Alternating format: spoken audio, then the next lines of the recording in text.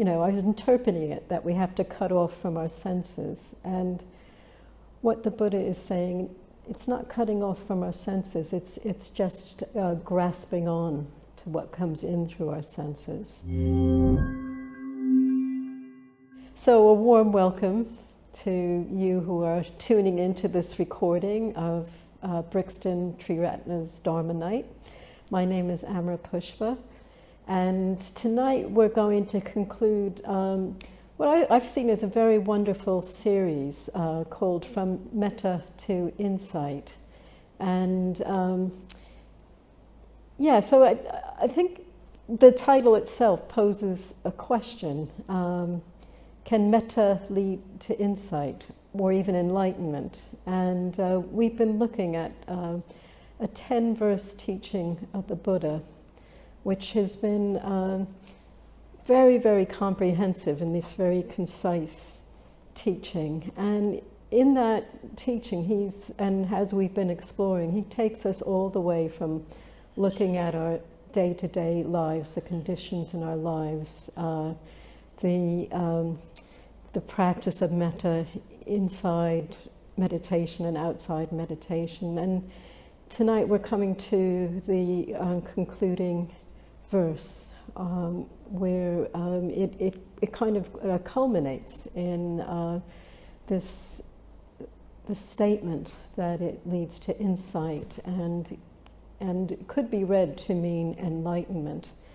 But I'll just do a little recap. The name of the teaching is called the Karaniya Metta Sutta. And sutta is like a teaching. And Karaniya can be translated as let him or let them do. So it's in the nature of an invitation. It's very much in the spirit of Buddhist teaching, with like an invitation for people to try the teachings for themselves, respect for people to make their own choices. And the first opening line of this teaching, I think, is very key to the whole teaching around metta. And that line basically says it's for those people who are skilled in their own good, or basically those who know. It's for those who know what's truly good for them. And that's quite an attainment in a way, for us do we really know what's good for us? And the Buddha is saying that if we really do, then this practice of metta is what we should be practicing. Because even though it's counterintuitive, bearing other people in mind with metta and well-wishing is actually very good for us as well as other people. But we're quite hardwired to see the world in terms of threat and competition, and so we have to practice quite a bit to get to this place that really does benefit us and make us truly happy.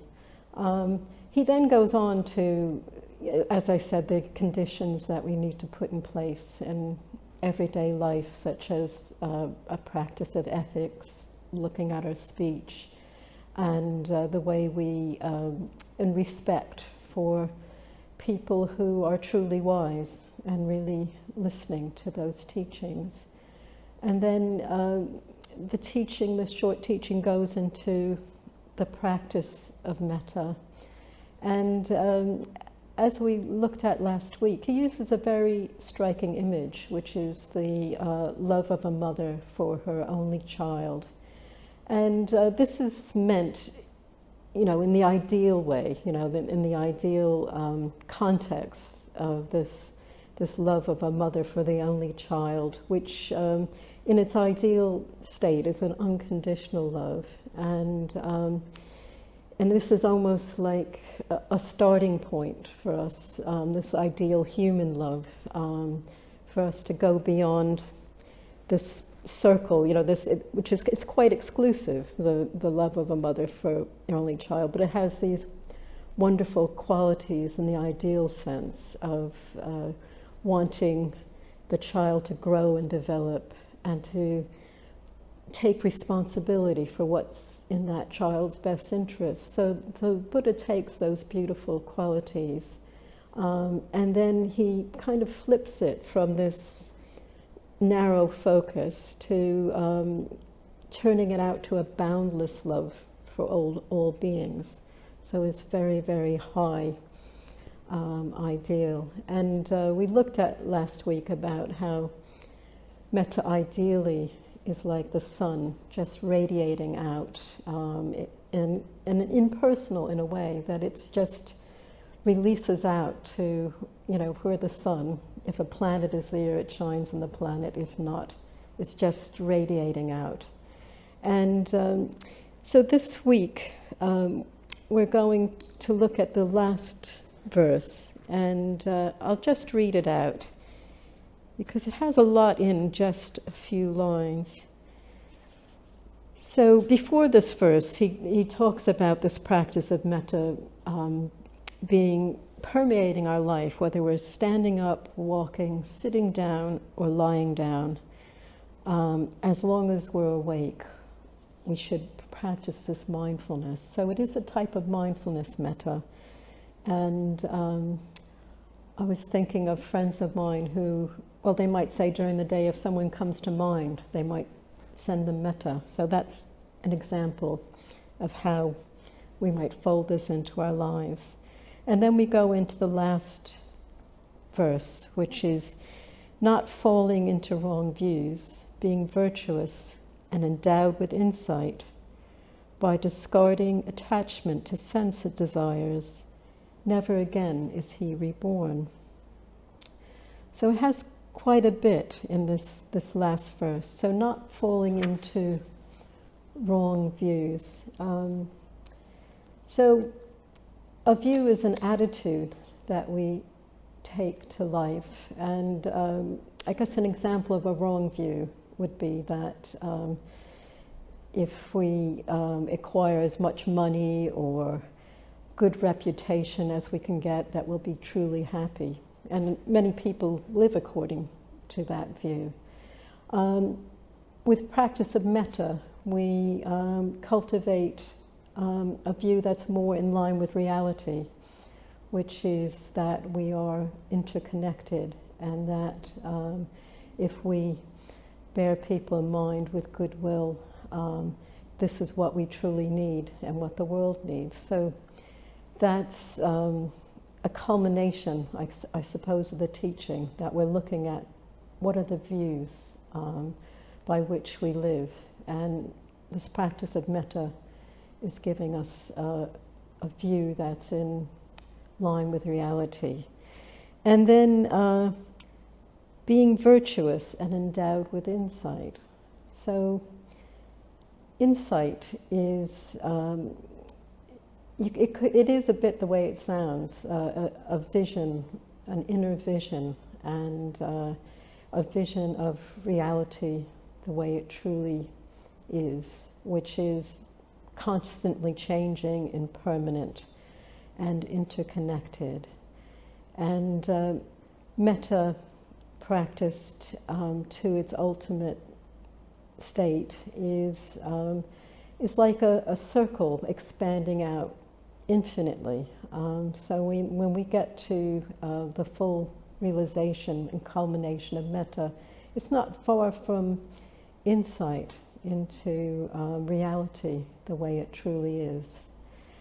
And then he says, free of attachment to sense desires. So I used to find these teachings about attachment to sense desires as, I used to feel quite this is such a killjoy teaching.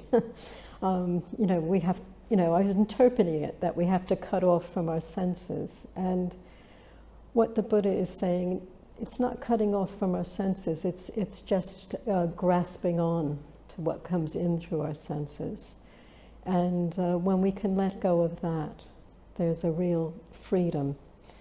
And this is the root of our suffering, the way we hold on to it. So it's not that we don't be alive to our senses, but we don't We don't seize onto it and fix. And this is key to being liberated as human beings. And then he ends with never again to be reborn. So in a few minutes I'm going to talk to my friend Viranaga here, so maybe we can unpack that a bit more. I don't want to go on too much longer, but in the Buddha's context and society, well, rebirth was very much a part of that worldview, and as part of the Buddha's Enlightenment experience, he saw all his previous lives, and to say one is free from being reborn is the equivalent, we could say, of saying that one becomes enlightened. So in this teaching, which starts out with this understanding why we practice metta, it's for our own good.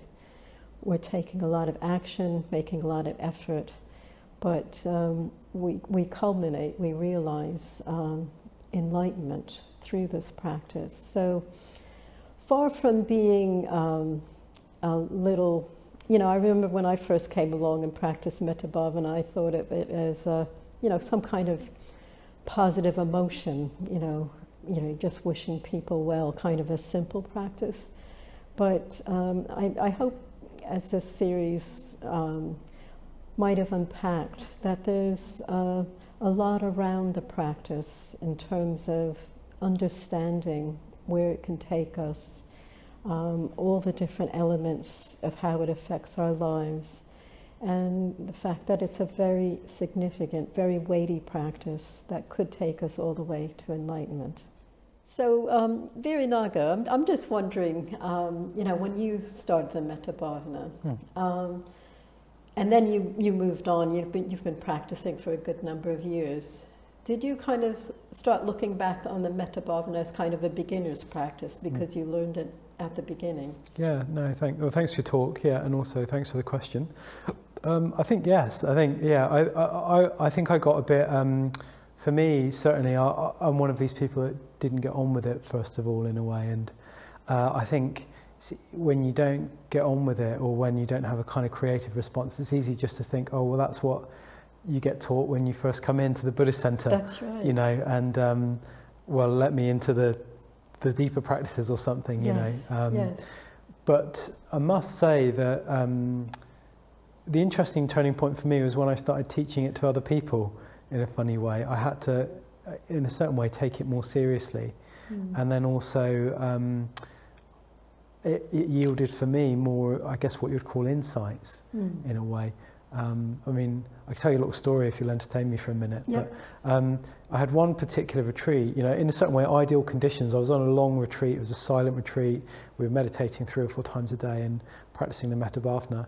And I had one experience in meditation where I really got a sense of that kind of lack of separation between me and other beings. And I'd never had that before. I'd always been a bit abstract. I was sort of, in a way, had the theory of it, but never really had an experience of it.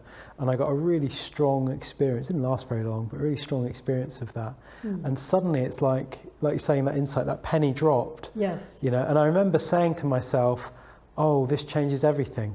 This changes everything. Suddenly I could almost imagine what it would like, even though I'd had a very short experience of it. I could almost imagine what it might be like to sort of be enlightened in a way. I'd got the edge of it or something. After, in a certain way, that was, for me, the point where I was really convinced that the Metta Bhavana was, in a way, an insight practice. Yes, yes. And it can feel quite clunky at first, can't it, the Metta Bhavana? And it can, so it's, our teacher in this book, again, Living with Kindness, which is what we've based the series on, talks about how it's quite easy to get tired of the Metta Bhavana or drift off, because we're kind of coming up against our own psychological integration as well, and that's the other very positive aspect of it. Most of us need to bring together our psychological energies, and as he says, just become kinder and a bit less selfish. And in a certain way, we don't need to worry so much about whether we're going to get an insight or not, but have faith in the practice. But he does also talk about that there's some Buddhist traditions that also discount metta as an insight practice, that see it as just a kind of a practice to develop positive emotion and concentration. So, which is good, isn't it? Which is good, but I think the ego takes over in so many ways, and even with spiritual practice, we can think, I've learned the stage of the Metta Bhavana. I've done that, been there, done that.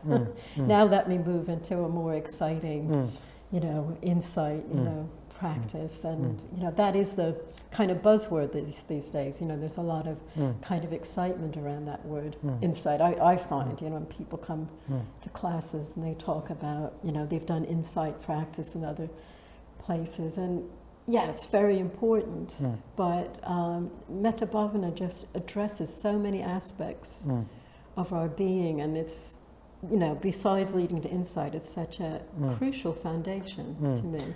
I've got a little theory which I'll run by you, interested in what you think about it, but more and more I think that the kind of the penny drop moments come when, in a certain way, we let go of something in ourselves in a way, and I'll give you an example, which is like, particularly if you're having the difficult person, maybe you have a disagreement in a way. More and more I start to think that the insight in metta arises when we let go of what we're bringing to that situation. So it's not just a kind of well-wishing out there, it's also a kind of recognizing our part in in this sort of dynamic. Anyways, keen to hear what you thought about that. Yes, well, it's so much about our own responses. In a way, we need the other people to engage our emotions, but it's not so much about the other people as our responses to them. And it's like a mirror, and that we can't fudge it, really. That's why it can be a very uncomfortable practice, and we're kind of faced with a gap between where we are and where we'd like to be, and that's very uncomfortable too. But at the same time, missing a lot of positive things that are there, because we have such an expectation about where we should be. I was feeling a little mixed about bringing in that image of the sun radiating out on all beings, because most of us, it takes us a long time to, some people might feel that naturally, but I mean, for a lot of us, it can take a lot of, we have to do the work and find a way that inspires us, but keeps us. It is an active practice where we have to make an effort, but not too much effort where we seize up. It's such a, it's an art, really. Do you think that's why people don't like the Metta Bhavana, or some people don't like the Metta Bhavana? Because it's like looking in the mirror. It's not always nice to look in the mirror, is it? That's right. You see all the blemishes and things. That's right. Yeah, things you don't like about yourself. Yeah. And it's it was clunky for me for years, but I think I had faith in seeing, just having a sense that people have been doing it for years around me. They really inspired me, and I could see where it could go, and it was affecting my relationships, even though I couldn't see a direct connection. Things would open up. I wouldn't have to think about the relationships. I knew somehow by practicing metta, even though it felt clunky, there was something changing in me, and it would just be magic. I didn't have to think about communicating better or anything like that. It would just kind of take over. And it's just one other thing I wanted to mention is our teacher, Sangharakshita, who wrote this book. One of the first times I met up with him, he talks in the book about how metta can be such a light, you can almost feel weightless with metta. And I was with him for maybe an hour, and he was in Birmingham, and I traveled from London, and I was on this cloud. He just enveloped me in this amazing experience of metta. And I knew it wasn't from me, it was from him. And I remember going back on the train, I was alone in the compartment, I literally felt I was on the ceiling, on the roof of the train, the ceiling of the train carriage the whole way back. And I guess it was experiences like that that really inspired me to keep going. Yeah. It just changes one's experience, doesn't it? That's right. A small incident or a small encounter can completely change one's outlook and perspective. Yeah. Well, that was quite a big one, but I would see it in smaller ways in other people that were practicing longer than me, just need well, somebody once said, you just need a homeopathic dose of some kind of warmth or well-wishing or something more positive in your experience, and also trust in your intention. And that's all that's really needed. Kind of have to have faith in that.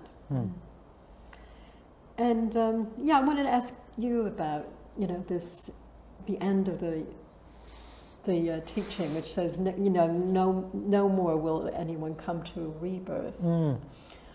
I must say that doesn't really motivate me as a Westerner. I think the whole idea of rebirth can be a bit alien to me. What are your feelings about it? Yeah, it's interesting. I'd never really thought about, obviously I've, in a certain way thought quite a bit about the Buddhist concept of rebirth. And, I found that myself in a way I can't not be open to it now. But, particularly with that teaching, when you were talking, I just wondered whether in a certain way it meant rebirth as a fixed or an independent self in a way, which I'd never really thought of it in that way before. Because we talk about enlightenment being kind of synonymous with, being connected to all beings in a way, where the sense of self finally erodes and we just experience, well, who knows what we experience, but do you know what I mean? We suddenly are no longer separated from all beings. And I wondered if that might be one way of thinking about rebirth, a more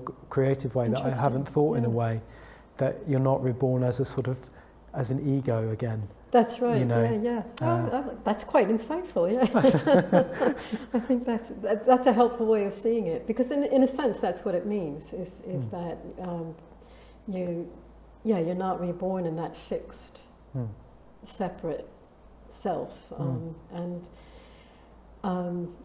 I think I have these Western biases of, what's so bad about being reborn? Life can be pretty good. Another life. That doesn't really motivate me. Being enlightened motivates me, but I'm not in the context of an Eastern culture where that's very much. And when I think about rebirth, it makes complete sense. It really, and I'm open to it as well. I just don't have that emotional motivation as I would with the mystery of enlightenment, for example.